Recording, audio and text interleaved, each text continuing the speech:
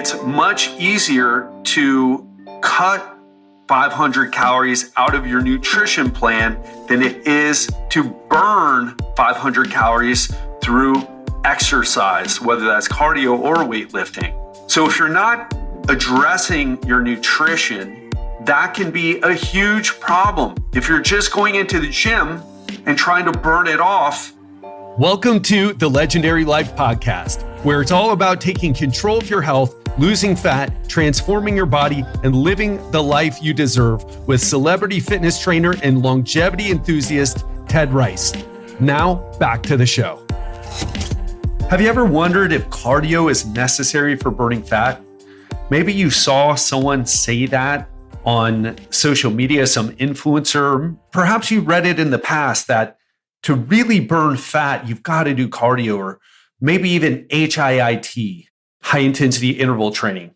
So today we're going to answer the question, do you need to do cardio to burn fat? Is it a necessity? Where does it fit into a fat burning program? Because I run a body transformation, which is really body fat loss, right? I don't even like to call it weight loss, although that's what most people resonate with. So where does it fit in? How do I use it?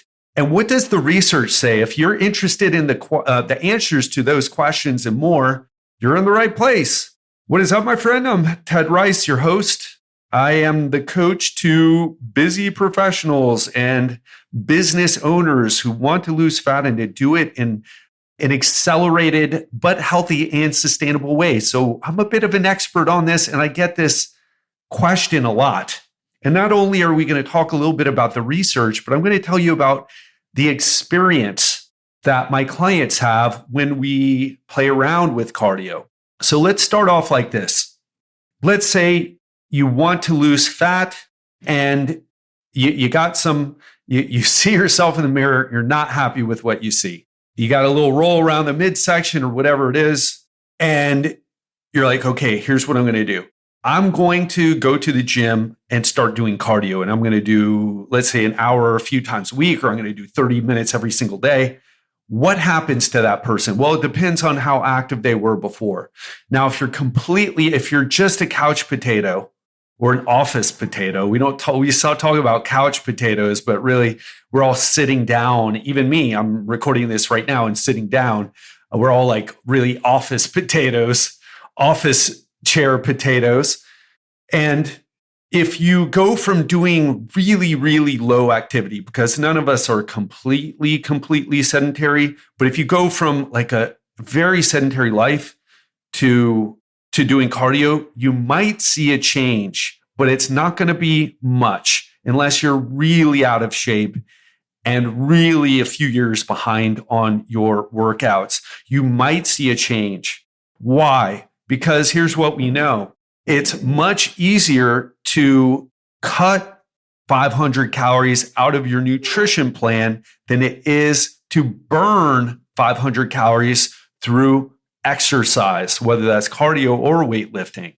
So if you're not addressing your nutrition, that can be a huge problem. If you're just going into the gym and trying to burn it off, a lot of people don't see any results at all.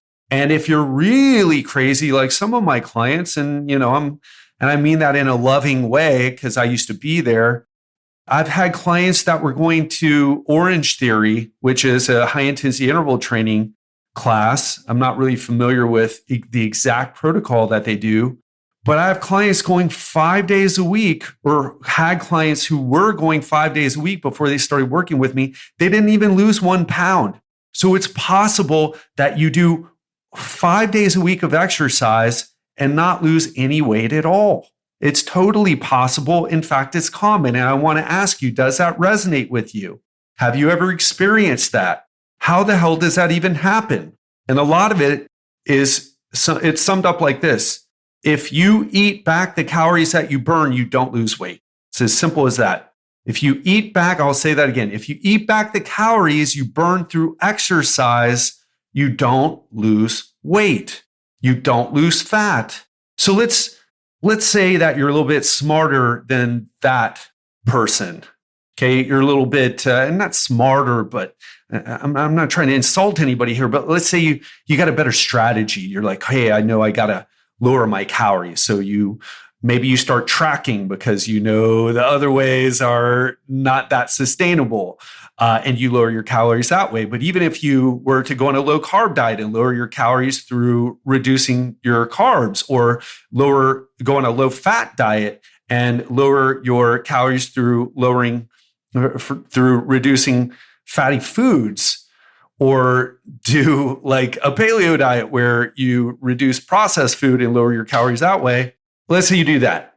And let's say you do cardio and you're not lifting weights, you're doing cardio, but you know you're dialing in your calories. You know you're in a bit of a calorie deficit because you've been listening to this podcast, and you know that you got to be in a calorie deficit if you want to lose the weight, and specifically the body fat. So what happens? Well, we have research on this, and the research is quite clear that about 25% of the weight that you lose, if you're on a calorie restricted diet, doesn't matter what type, and you're doing cardio, about 25% of the weight that you lose will be muscle. So let's say you lost 10 pounds in 3 months, and all you did was reduce the calories in your diet in some way and do cardio. 2.5 of those pounds would be muscle, but you're 10 pounds down and you're feeling good. The problem is it's going to be harder to stay there, because it's not that muscle burns more calories than fat. It does, but it also having a higher weight keeps your metabolism higher, keeps your basal metabolic rate higher. I'll say that again. The bigger your body, regardless of if it's fat or muscle, by the way, the higher your resting metabolic rate. Doesn't that make sense? What burns more energy at a stoplight? A big truck or a sedan? A truck. Why? Bigger engine, more moving parts. It's a V8 or V10 or whatever compared to a V4 or V6. More moving parts, more energy is needed. It's heavier. To get it down the block, a mile, it's going to take more gas than to get the sedan the same length. So your body's not a car, but the analogy is still relevant here. It takes more fuel to keep a bigger body running and to move it around. So if we can just replace or do a body recomposition where we're replacing, it's not really that you're replacing the fat, but lowering the fat mass while raising muscle, you can eat more food and you'll also look better. So this is the issue with cardio in a fat loss program. And if you're saying, man, you're just telling me not to do cardio, it seems like you're really anti-cardio. I'm not. Cardio is a tool, and we're going to talk about what it's good for. Okay, we're going to talk about what it's good for. But what I'm trying to tell you is that the evidence is really strong, both in research and in actual experience as a coach for 23 years working with people on this stuff, that cardio is not an effective way to lose body fat, even if you put it with a calorie restricted diet. So nutrition is number one. If you can't sit on your butt for a week and lose fat, this is what I do with my clients.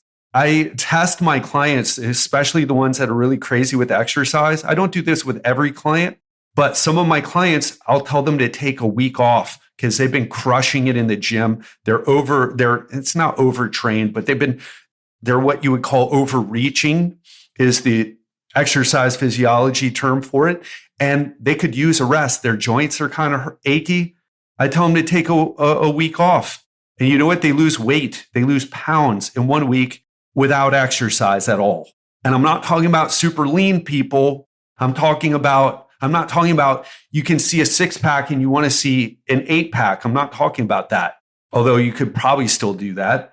But I'm talking about people who are really struggling to lose fat. You're in the obese category. You're in the overweight category. You got 20 pounds to lose before you're what would even be considered normal, and another 10 or 15 before you could really see like some serious definition on your abdominals, for example.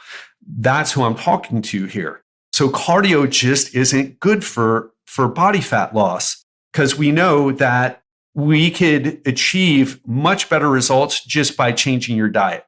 and combining it with strength training, a proper strength training program.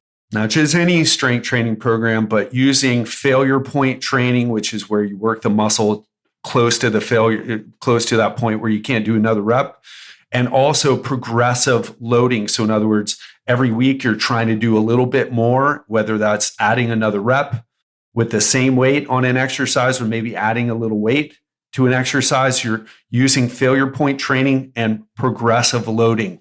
If you're doing that, that's the magic combination for body transformation. Dialing in the nutrition and dialing in your workouts, using principles. Okay, so it sounds like I'm not a cardio fan. Let me tell you how I use cardio, because that's not true. I'm a huge cardio fan. Let's say that someone doesn't have much time and they want to lose body fat. You better believe that we focus on nutrition, number one, because nutrition's, for most people, it's the number one thing. Not for everyone, by the way. That whole 90% in the kitchen, abs are 90% in the kitchen and 10% in the gym. That's not true. As you get leaner, you really have to dial in your workout more. So, but let's stay on track here. We're talking about you. You got some weight to lose. We're not talking about optimization. You've got a 4-pack or a 6-pack and you want to see an 8-pack, okay? We're talking about people who can't see. It's like, I can kind of see the outline of my abs. I'm sure they're there. I just don't see them. Okay. So that level or up. And so where do we use cardio? So again, if someone's limited on time, nutrition's number one, strength training's number two. And strength training 2 to 4 times per week, depending on what the person is willing to do, at least 2. And really, come on, if you're not doing 3, 3 or 4, let's say. But let's say a person has more time. Do you want to put them in the gym and have them lift more?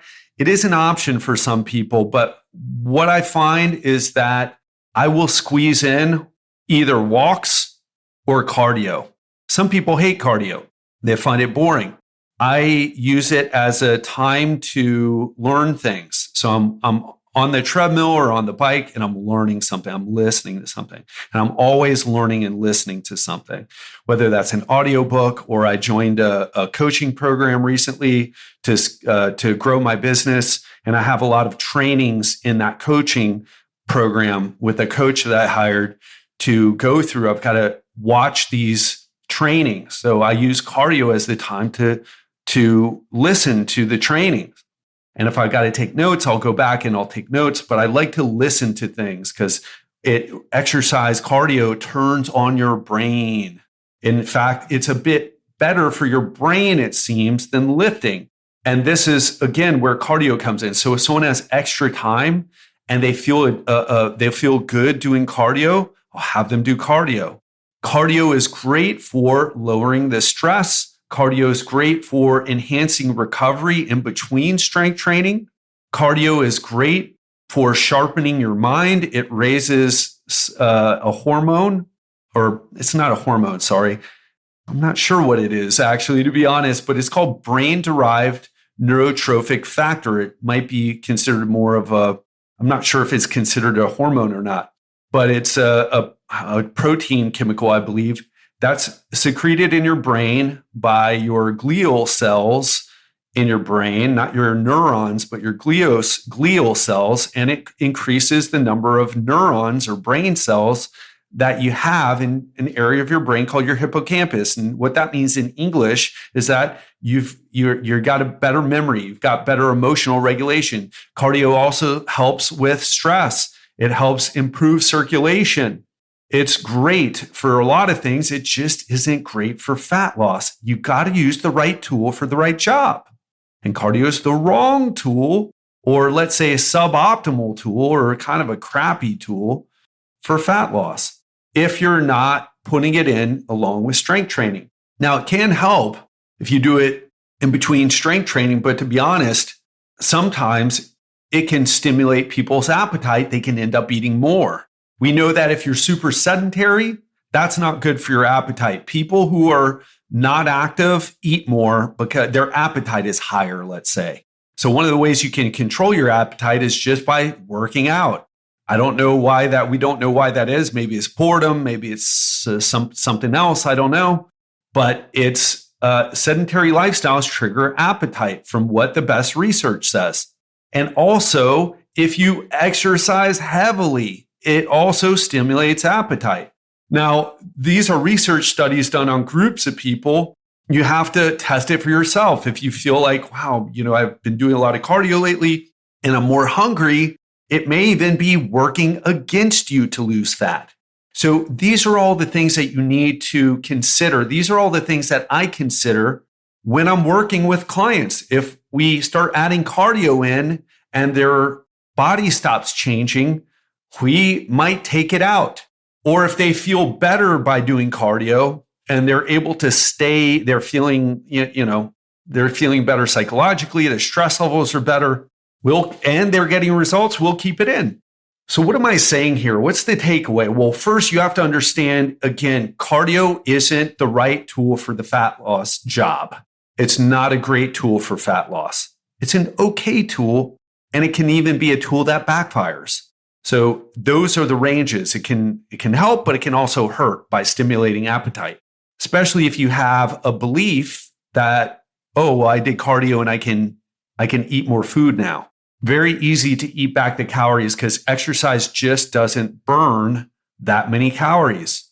It just doesn't, compared to how easy it is to eat. You can eat back your calories really quick by having a slice of pizza, an ice cream bar, and you've eaten back your calories. Cardio can help people who are stressed out psychologically. I want to give one example here. When I was going through the stressful situation, I know I've talked about it a lot. Hope you're not tired of hearing it, but when my dad died last year, kind of still recent, and I feel like it's a good example. So when I did cardio, I focused more on cardio. Why? Because it brought my stress levels down. That whole process was super stressful. I used it to bring my stress levels down. But guess what? I got fat. I put on some weight. I was eating emotionally. I put on some fat. And it would have been better for my body had I been able to push myself with strength training. But strength training raises stress hormones. It can actually make you more stressed. Or high intensity interval training, or doing Brazilian jiu-jitsu or Muay Thai. It can make you feel worse, even though it's exercise. It can kind of make you feel burnt out because the intensity raises stress hormones. Whereas if you do like steady state cardio, it does not raise stress hormones unless you do do it for a really long time. So if you're in a situation where you're super stressed, using cardio to bring down your stress levels to help get you through it, that might be a great use of cardio, or I feel it's a great use of cardio.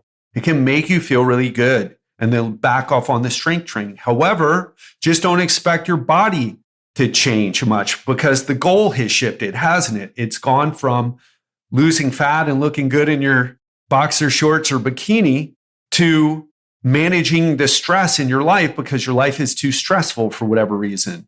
Those are different situations completely.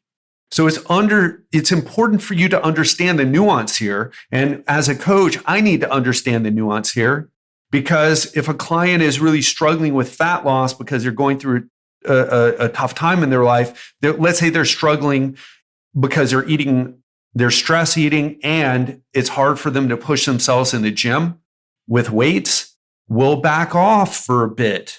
I've had clients work with me for 6 months or 9 months.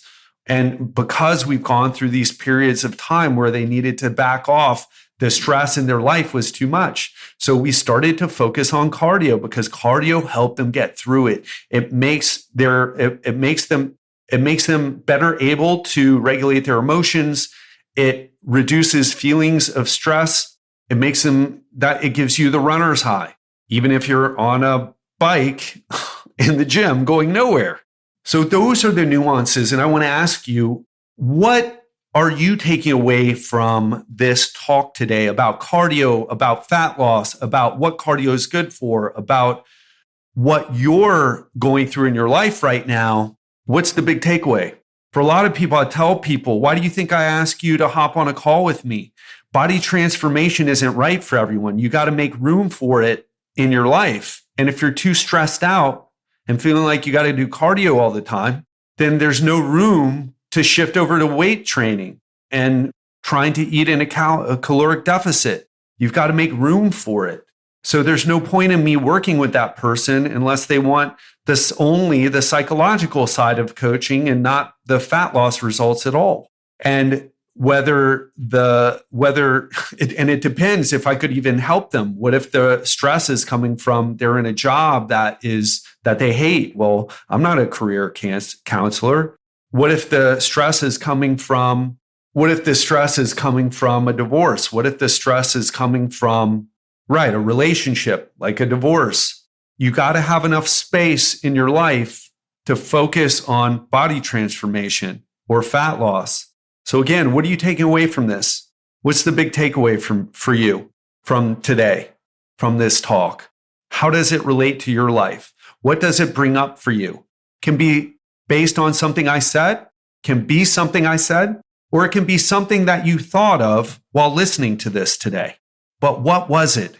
And more importantly, how can you take that takeaway and turn it into action so it isn't just learning? Because, and here's a bonus tip, too many of us, we're focused on we think learning is learning, listening to podcasts, reading articles, watching YouTube videos, reading books, when learning is actually watching a YouTube video, taking action on what you learned, listening to a podcast, applying what you learned in the podcast. That is what actual learning is. So what can you do and what can you take away from today's talk and make it actionable in your life? And that's what I want to let you go with. That's what I want you to take away from this call today. What matters to you and what you can act on. And if you do feel like you have the space in your life, you have the emotional stability, you have the financial stability, you have the relationship stability in your life, and you're really trying to change your body and it's just not working, then and you resonate with my approach here, and you feel like your strategies and systems are just off, because getting in shape doesn't need to be that hard. You just need the right strategies and put them into systems into your life. Book a call with me at legendarylifeprogram.com/apply. legendarylifeprogram.com/apply. And on Monday, I'm going to reveal the whole truth about eating whole foods. I'm going to clear up some confusion about calories and food quality. For example, have you ever heard me say that fat loss is all about calories and that you can eat any food you want and still lose fat if you keep your calories lower than the amount of calories that you burn? And you can also gain weight even if you're eating good quality or AKA healthy foods if you eat too many calories. Well, on Monday, I'm going to dive into the nuances here. So if you've ever wondered what the real difference is between eating chicken breast and broccoli versus donuts, we're going to dive into that on Monday. So have an amazing weekend and speak to you soon. Ready to make 2024 your best year ever? We've just opened spots for our Unstoppable After 40 coaching program starting on January 4th. Together, we'll craft a personalized plan tailored to your fitness goals, lifestyle, and busy schedule. One thing though, we have limited spots, so don't wait until January to book your call. We're a small business. We can only handle a certain amount of clients, so don't wait. Go to legendarylifepodcast.com/apply and guarantee your spot today. That's legendarylifepodcast.com/apply. Have a great one and speak to you soon.